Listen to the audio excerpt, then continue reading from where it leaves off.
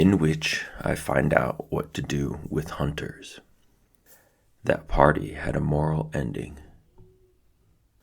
Don't feed wild animals. I picked up and counted my walnuts and hickory nuts. I was glad to discover there was more mess than loss. I decided that I would not only live until spring, but that I still had more nuts than all the squirrels on Gribley's, including flying squirrels. In early November, I was awakened one morning by a shot from a rifle. The hunting season had begun. I had forgotten all about that. To hide from a swarm of hunters was truly going to be a trick. They would be behind every tree and on every hill and dale. They would be shooting at everything that moved. And here I was in deerskin pants and a dirty brown sweater, looking like a deer. I decided, like the animals, to stay holed up for the first day of the season. I whittled a fork and finished my rabbit skin winter underwear. I cracked a lot of walnuts. The second day of hunting season, I stuck my head out of my door and decided my yard was messy. I picked up so that it looked like a forest floor. The third day of the hunting season, some men came in and camped by the gorge. I tried to steal down the other side of the mountain to the north stream, found another camp of hunters there, and went back to my tree. By the end of the week, both Frightful and I were in need of exercise. Gunshots were still snapping around the mountain. I decided to go see Miss Turner at the library. About an hour later, I wrote this. I got as far as the edge of the hemlock grove when a shot went off practically at my elbow.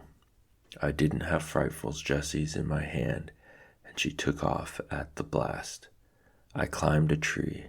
There was a hunter so close to me that he could have bitten me, but apparently he was busy watching his deer. I was able to get up into the high branches without being seen. First, I looked around for Frightful. I could see her nowhere. I wanted to whistle for her, but didn't think I should. I sat still and looked and wondered if she'd gone home. I watched the hunter track his deer. The deer was still running.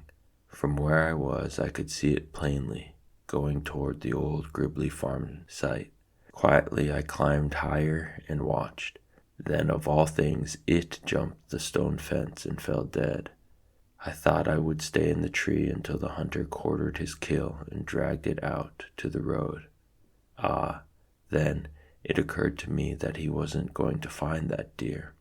He was going off at an angle, and from what I could see, the deer had dropped in a big bank of dry ferns and would be hard to find.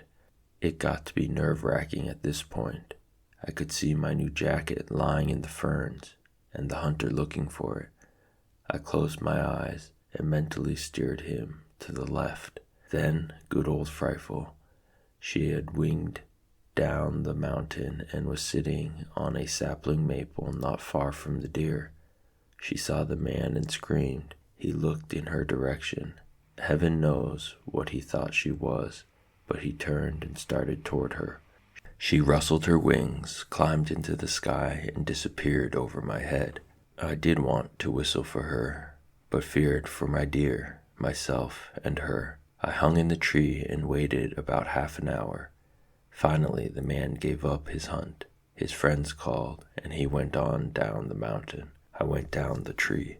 In the dry ferns lay a nice young buck. I covered it carefully with some stones from the fence and more ferns, and rushed home.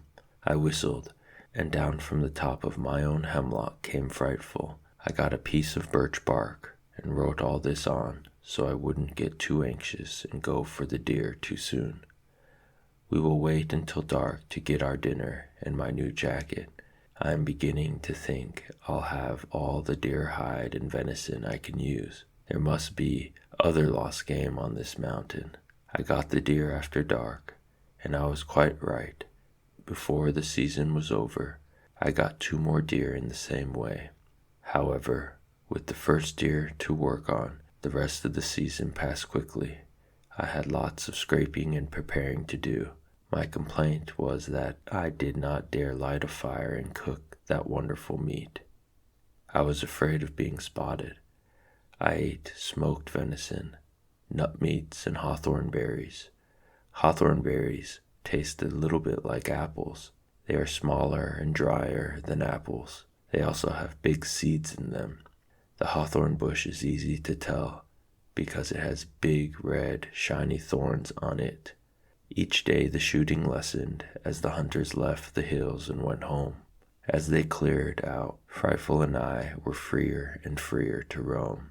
The air temperature was now cold enough to preserve the venison, so I didn't smoke the last 2 deer. And about 2 weeks after I heard that first alarming shot, I cut off a beautiful steak, built a bright fire, and when the embers were glowing, I had myself a real dinner. I soaked some dry puffballs in water, and when they were big and moist, I fried them with wild onions and skimpy old wild carrots, and stuffed myself until I felt kindly toward all men. I wrote this, November 26. Hunters are excellent friends if used correctly. Don't let them see you, but follow them closely. Preferably use the tops of trees for this purpose, for hunters don't look up. They look down and to the right and left and straight ahead. So if you stay in the trees, you can not only see what they shoot, but where it falls, and if you are extremely careful, you can sometimes get to it before they do and hide it. That's how I got my 3rd deer. I had a little more trouble tanning these hides because the water in my oak stump kept freezing at night. It was getting cold. I began wearing my rabbit fur underwear most of the morning. It was still too warm at noon to keep it on, but it felt good at night. I slept in it until I got my blanket made. I did not scrape the deer hair off my blanket. I liked it on because I had grown 1 deerskin wouldn't cover me.